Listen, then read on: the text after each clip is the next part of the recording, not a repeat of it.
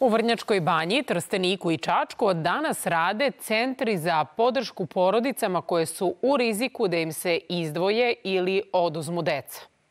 U centru, koji je otvoren u sklopu SOS Dečijeg sela u Kraljevu, za manje od godinu dana programom je obuhvaćeno 100 mališana. Roditelji koji su u riziku da im se oduzmu ili izdvoje deca su iz socijalno ugroženih porodica ili su u nepovoljnoj životnoj situaciji. Iskustva iz Kraljeva pokazuju da je takvih porodica mnogo više nego što se obično misli.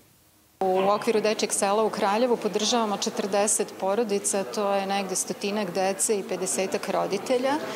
Kroz proširenje rada Trstenik, Vrnjačka Banja i Čačak ćemo uključiti dodatnih 80 porodica, ukupno oko 600 dece i odraslih koji o njima brinu će primati našu podršku. Cilj je da se deca ne oduzimaju roditeljima. To je najčešće put bez povratka. Za godinu dana, koliko radi centar u Kraljevu, samo jedno dete je vraćeno iz hraniteljske porodice svojim pravim roditeljima. Prvenstveno je potrebno roditeljima pomoći da se snađu u ovoj situaciji u kojoj živimo, osnažiti njihove roditeljske kapacitete, omogućiti deci da ostanu u svojim porodicama, odnosno da o njima i dalje brinu njihovi roditelji. U Vrnjačkoj Banji i Trsteniku se također mnogo radi sa porodicama u riziku.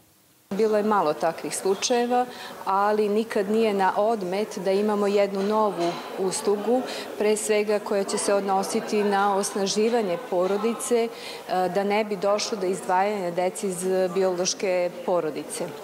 Dodatna sredstva za podršku što većem broju porodica obezbedili su SOS Dečija sela Srbije i Hermann Gmeiner fond iz Nemačke. I RTS će pomoći. Svoj deo prihoda od SMS poruka gledalaca prispelih tokom sva 3 dana festivala i izbora našeg predstavnika za pesmu Eurovizije, Radio Televizija Srbije podelit će SOS Dečijem selu i Udruženju roditelja dece obolele od malignih i drugih retkih bolesti Zvončica.